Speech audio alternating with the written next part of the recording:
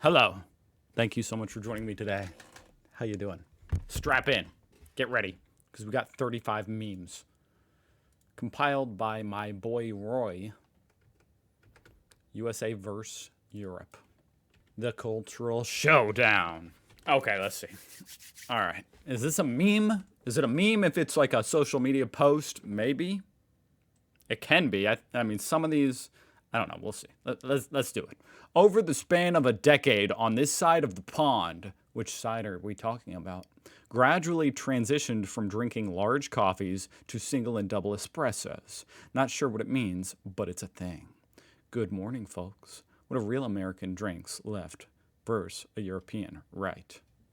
I'm just going to say right out the gate, that's not a meme, but that's interesting. I didn't know Starbucks sold these like tiny European coffees. I mean, I guess that makes sense if you're in Europe. I don't know how prevalent Starbucks even is in Europe.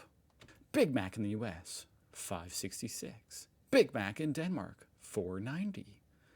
And a McDonald's worker in Denmark makes $22 an hour, gets 6 weeks of annual vacation, gets a union, gets 1 year of paid family leave, gets life insurance and a pension. In America, the same worker gets $9 an hour with no benefits. Something ain't right here, huh? I wonder how many McDonald's per capita there are in Denmark compared to USA. Denmark, there's about 18 McDonald's per million people. In America, there's 40 per million people. But hey, did you consider the franchise owner here? Like compared in the US compared to Denmark? He's way richer here in America. That's got to count for something, right? If you're working at a McDonald's, go to Denmark. If you want to own a McDonald's, definitely go to the USA. Also, these prices, I mean, this is from 2021, so I can only imagine. Big Mac is probably double this in both countries by now. Americans, I use miles and pounds. Europeans, I use kilometers and kilograms. Canadians, snorting a line of assorted measuring systems. I'm 5'3", I weigh 150 pounds. Horses weigh 1,000 kilograms. My house is an hour away. Hold on, everybody uses the same units for time, don't we? Sure, I hope so.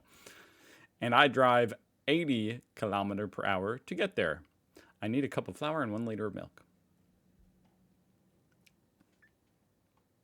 Couldn't this also be said about like the UK? Doesn't the UK use... I mean, they're really to blame, aren't they? I don't know exactly the history of all this, but can't I blame them for all this crap? They still use like feet and stuff over there, don't they? Maybe not officially. I don't know. American logic versus European logic. American logic, month, day, year. European logic, day, month, year. I fully concede this one. There's nothing to argue here. I agree. Well, you know, okay, if I want to try to argue it, I can't. Okay, no, wait. If I want to try to argue it, if I ask somebody, hey, what day of the month is it? What's the date? And I'm writing it down, and they say, wait, no. I'm being really stupid, actually. I'm arguing for the European here. Because I was going to say, if you hear the day, I mean, surely you probably know what month it is. So if you hear the day first, then you can just write down the whole thing. You don't even you can tune them out after the day. But here in America, you have to listen to the month. Like, yeah, I already know that. Get to the day. Okay, I just totally failed. I actually just argued for the European. So yeah, absolutely. This is, I can't defend this. European architecture versus American architecture. Okay. All right. That would be pretty cool. Unfortunately, American architecture isn't this interesting or fun. A chicken restaurant shaped like a big chicken would be interesting, at least. So this actually gives us too much credit. Europeans, I found this cool coffee shop nearby, 10-minute walk. Americans, this place nearby is so amazing. It's just 2-hour drive. That's really, if you live in the country, that's actually pretty much true. People will be like, yeah, like, where do you want to eat? Yeah, let's go here. It's 50 minutes away. Unironically, I mean, that's serious. Like, people do that. Whereas, you know, if you don't live that far in the country, then yeah. a 20-minute drive starts to feel kind of long. But then again, if you live in the middle of a busy city, all of a sudden it flips again, and you drive for an hour just to go 5 miles. Europeans, I drove 30 minutes to Germany for a drink. Then I took a 15-minute ferry to Switzerland for some groceries, and I drove another 30 minutes to Italy for dinner. Americans, I'm in Texas. I drove for 6 hours, and I'm still in Texas. Yeah, it must be nice. I often remark about how interesting the concept of taking a train to another country would be. I mean, taking a train at all would be interesting. But yeah, I'm taking a train to Luxembourg. And then I'm going to take it back. Just for the day. That's pretty crazy. Europeans, we can fit cars, buses, and electric trains on a street built to be just wide enough for 2 horse-drawn carriages in a very dense part of the city. Americans, you want to put a bus route on this 6-lane suburban road? We're going to need at least 2 more lanes. And then guess what? That just gets added to the itinerary for the next 7 years, and the bus lanes never happen. Europeans, I'm back from vacation. 6 months catching up on emails period starts today. 6 months to catch up on emails. Americans, I'm back from vacation. Have you seen the email I've sent at 3 a.m. on Sunday? Yeah. Because, I mean, you're still emailing while on vacation.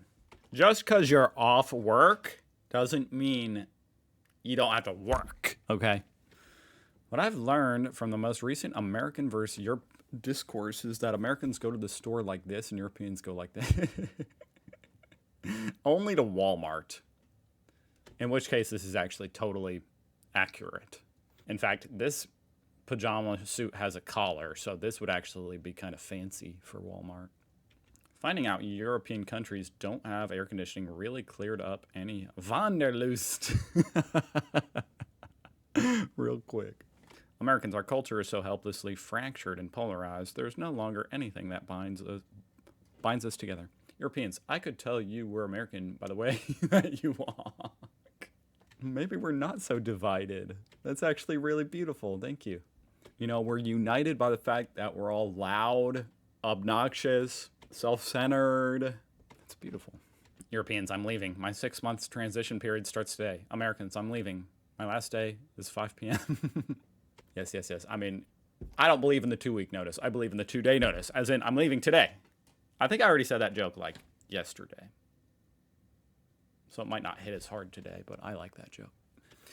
Americans only think it's the end times when it's happening to them, not when it's been happening to others for decades.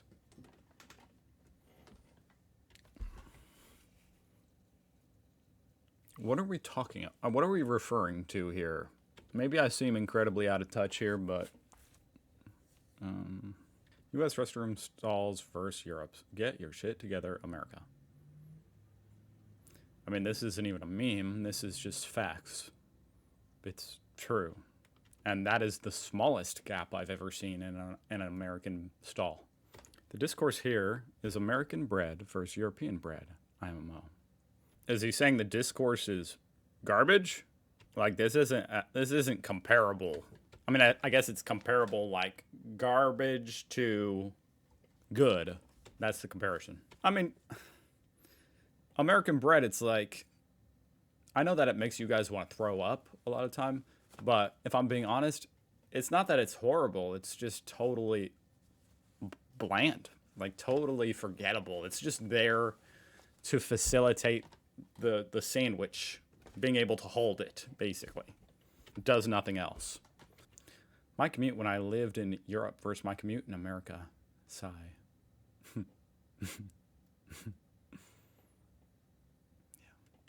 Europeans, I know English, French, German, and Polish. Americans, I know. I don't know what any of those are. Oh, they're like the Real Housewives abbreviations. American water tower versus European water tower. Oh my God. Really, guys? Is that necessary? That is beautiful. I guess that's kind of the beauty about it, huh? It's unnecessary, and yet you make it beautiful anyway. That's pretty cool. Now, is this actually, like, common? You guys make water towers this beautiful? Europeans work to live while Americans live to work. That's the difference. Yes. Just looking at jobs in the US, it's an actual joke how badly we get paid in the UK. Okay. I mean, maybe if you're looking at certain jobs like programming, I genuinely don't know about other jobs. Also, you'd have to consider the benefits or lack thereof in America, but you know, I've definitely heard that's true for particularly like computer programming. I miss America a little bit, but only because in Europe the glasses of water are so small. I didn't think you could even get a glass of water. I thought they just looked at you and scoffed. Americans have a well-deserved reputation abroad, but I refuse to apologize for iced coffee. Wait, I have to apologize for... What? I wish I had it with me. I already drank it. I already drank my iced coffee. Like I do every day. I don't care what you guys say about it. Now, is it packed with sugar and shit? Yes. Is it bad for you? Yeah. But I'm just drinking it to wake up, not to be healthy. And I like it. Are people in Europe dehydrated all the time? They are so stingy with water and the cups are so small. I am thirsty just thinking about being in France again. That's funny. You know, here in America, women, I don't know why it's only women. As you can see, this is a woman. Women carry around a water bottle like that, you know, and they fill it up with water and ice. That's a thing. I don't know if that's weird or if European women do that as well, but a huge portion of women will have their water bottle. It makes them feel comforted. It's like having their own baby is their water bottle. You know, they hug it. They get really upset when it's empty or if they forget it. They're addicted to water, which is shockingly healthy. Now that I live in Europe, I can confidently say that the metric system is overall superior, but Celsius is a garbage scale compared to Fahrenheit. Fight me? That's an interesting take, huh? He's willing to admit the metric systems. I mean, that's kind of obvious that the metric system is better. Fahrenheit, I mean, Celsius is, for scientific stuff, Celsius is obviously better. But I could see, and maybe, I mean, you guys can fight me as well. But the nice thing about the Fahrenheit scale is that 0 is very uncomfortably cold. That's when you get to like very, very cold. That's basically how you can think of it. If you need to like, you know, it's almost like a scale, like a percentage scale. Because it's rarely below 0 in most of, you know, and unless you're in really, really cold conditions, you know. I guess, I mean, if you're in Norway or something, you might laugh. But, you know, for most places, below 0, very cold. So 0 is like bottom of the scale, and 100 is like the top of the scale. That's very, very hot. Very hot. Like, rarely ever getting hotter than 100. So as far as for it being like a scale to measure real world temperatures as humans feel it and are comfortable in, it's really not bad. Like, for instance, 50 degrees. It's right in the middle. It's a little cold. But, you know, basically, you wear a long sleeve shirt or a light jacket, and that's it. Borders in America versus Europe. LMFAO. This is the Italian-Austrian border. Well, you guys have freedom of movement, right? So,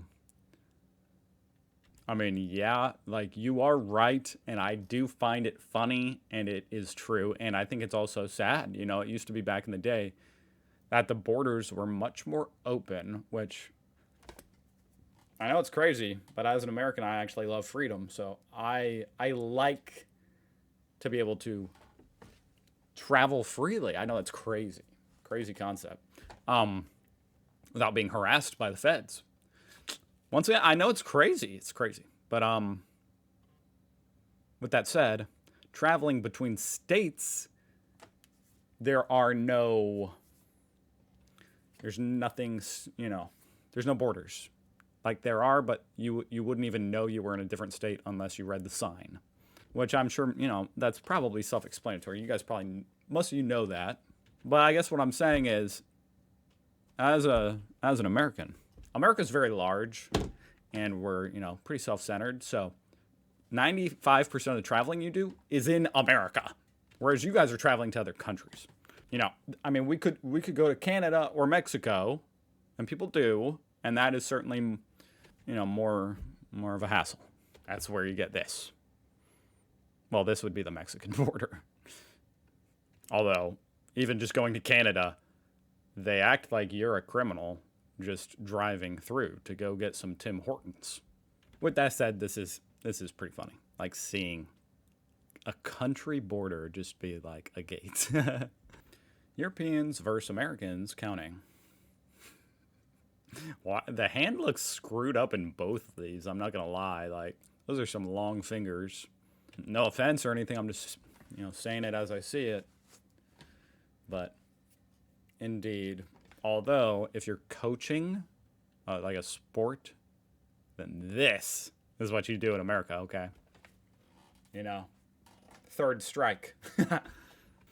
Me finishing 6 full glasses of water at lunch and looking around and seeing everyone else has hardly finished their first glass. I'm telling you, Europeans just don't drink water, and it freaks me out. And that's the third one, I think, about water consumption in Europe being low. As you can see, once again, it's a woman. I don't know what the phenomenon is with women drinking water here in America, but it's a thing. I didn't realize European women are not like that. Europeans versus Americans when new content drops.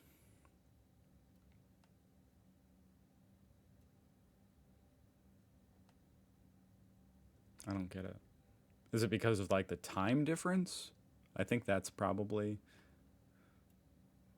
we're saying it's content dropped for American time zones. On my European shit, my apartment does not have air conditioning. American innovation versus European innovation.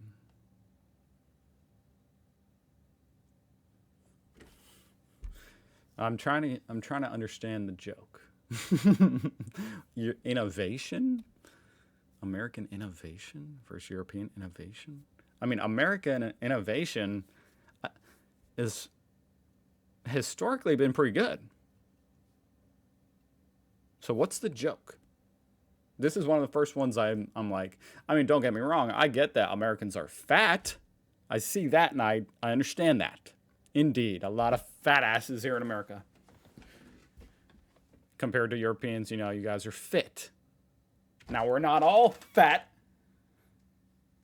But I digress. A lot of fatties. But what does that have to do with innovation? Or how does this like, how is this a metaphor for innovation?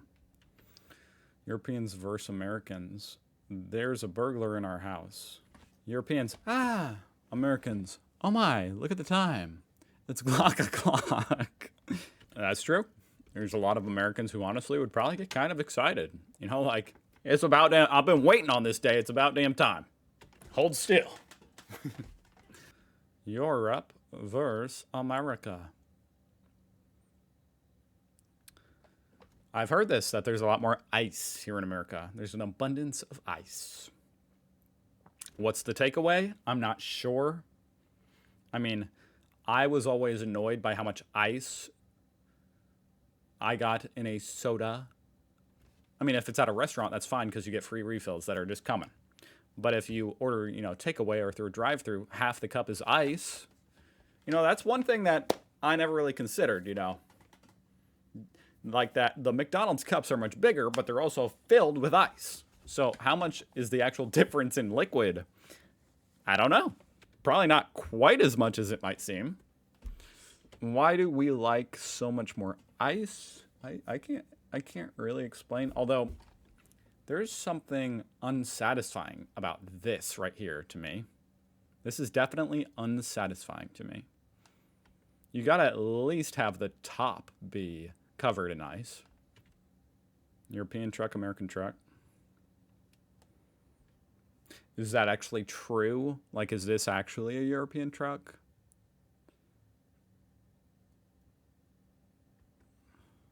That's actually incredible if this is a real picture. I almost am looking at this like it's photoshopped, but I guess this is real,